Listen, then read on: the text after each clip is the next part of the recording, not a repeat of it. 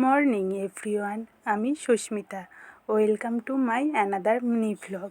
দিনটা ছিল উল্টো রথের দিন। তা বলে ভেবো না যেন উল্টো রথের ভ্লগ।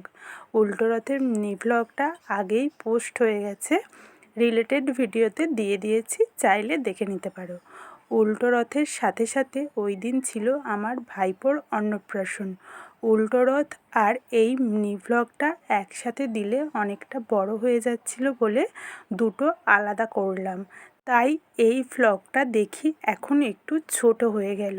সেদিন সকালে উঠে দেখি বৃষ্টি। সে বৃষ্টি তো বন্ধ হওয়ার নামই নিচ্ছিল না। ভেবেছিলাম অন্নপ্রাশন বাড়ি হয়তো যাওয়া হবে না, বাট তাড়াতাড়ি কাজ সেরে রেডি হয়েছিলাম যেন বৃষ্টি থামলেই বেরিয়ে যেতে পারি। হয়েও ছিল ঠিক তাই, বাট 9টায় বেরোনোর কথা ছিল, সেখানে 10টায় বেরিয়েছিলাম।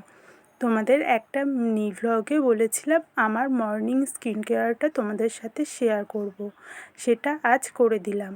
আর এখানে আমি তোমাদের দেখাচ্ছিলাম আর হাসছিলাম, তার কারণ আমার মা আমার ছেলের জন্য কত ছোট বিপত্তারিণীর তাগা বানিয়েছে।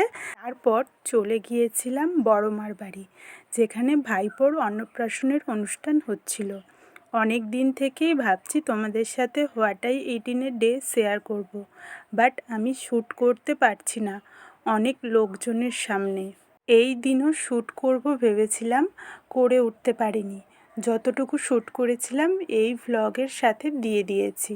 স্কিন কেয়ারটা তো শেয়ার করলাম, চলো এবার বলি মর্নিং স্কিন কেয়ারের রোজ কী কী ইউজ করি আমি। সকালে ঘুম থেকে উঠে রোজ নর্মাল জলে মুখ ধুয়ে সকালে একবার সানস্ক্রিন লাগিয়ে নিই।